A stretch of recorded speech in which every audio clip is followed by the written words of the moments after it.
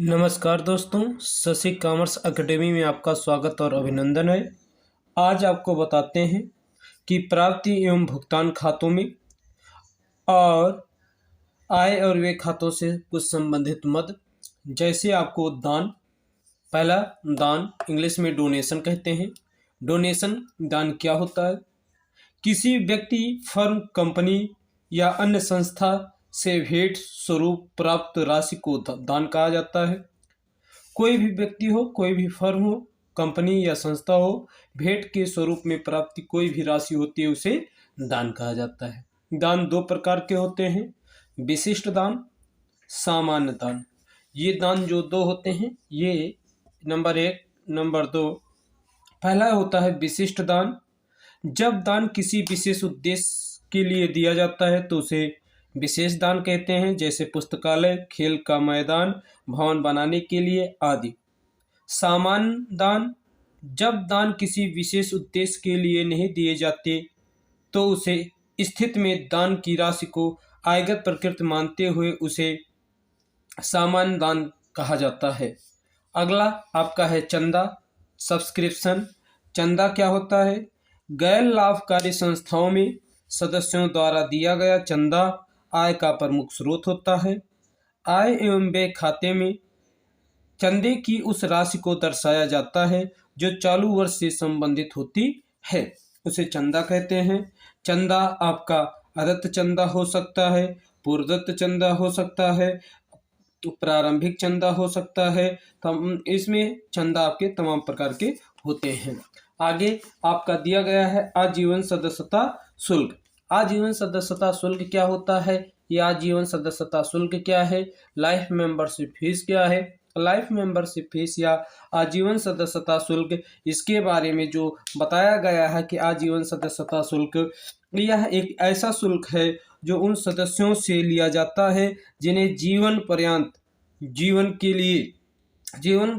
के लिए सदस्य बनाया जाता है।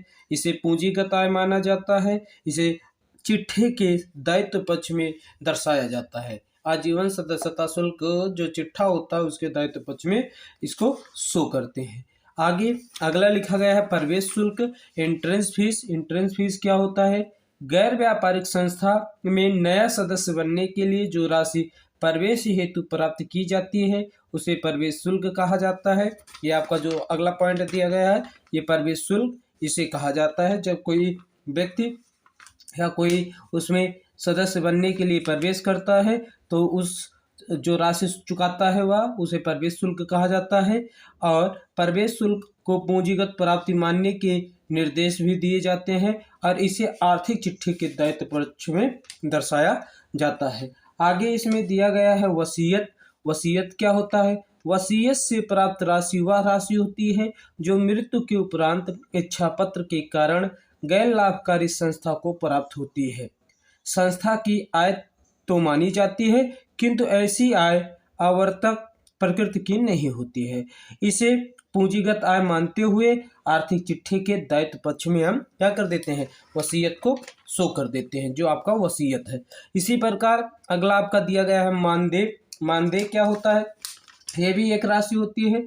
मानदेय कह रहा है गैर लाभकारी संस्थाएं संगठन के कुछ कार्यों के लिए संस्था के बाहर व्यक्तियों की सहायता लेती है, जैसे विद्वान, पेशेवर व्यक्तियों, विशेष आदि से लेते हैं, इसे मानदेय कहते हैं।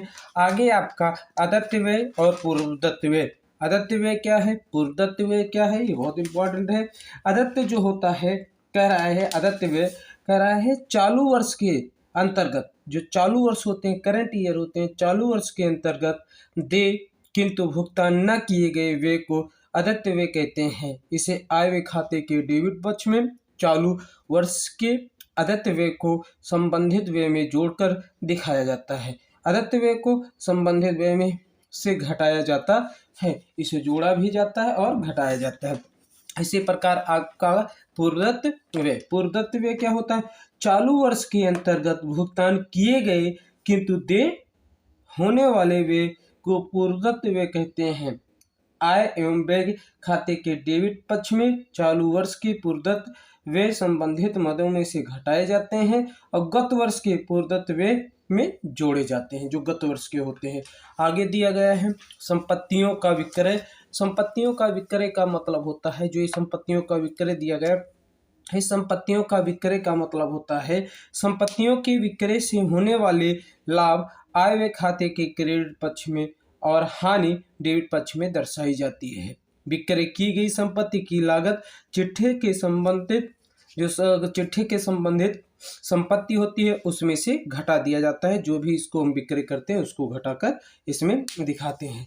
और अगला आपका है सबसे इम्पोर्टेंट, उसको कहते हैं विशिष्ट कोष। जो विशिष्ट कोष होता है, स्पेशल फंड जो होता है, ये विशिष्ट कोष क्या होता है, गैर लाभकारी संस्था, जो गैर लाभकारी संस्थाएं होती हैं ये प्राय विशिष्ट उद्देश्य के लिए विशिष्ट कोष भी बनाती है, जैसे खेल कोष, उसके बाद प्रतियोगिता कोष आदि। विशिष्ट कोष के निवेश से प्राप्त आय का संबंध कोष में जोड़ना चाहिए और इसी प्रकार विशिष्ट उद्देश्यों के लिए किए गए व्यय को विशिष्ट से घटाकर शेष आर्थिक चिट्ठे के पक्ष में दर्शाना चाहिए।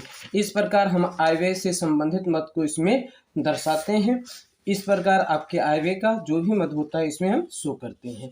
अब आगे आपको हम बताएंगे आर्थिक चिट्ठा, जो आपको अगले वीडियो में शेयर करेंगे। आप हमारे चैनल को सब्सक्राइब और लाइक शेयर करना न भूलें। और सबसे इम्पोर्टेंट बात, यूपी बोर्ड नज़दीक पेपर है, इसको तैयार कर लीजिए। ठीक, नमस्कार।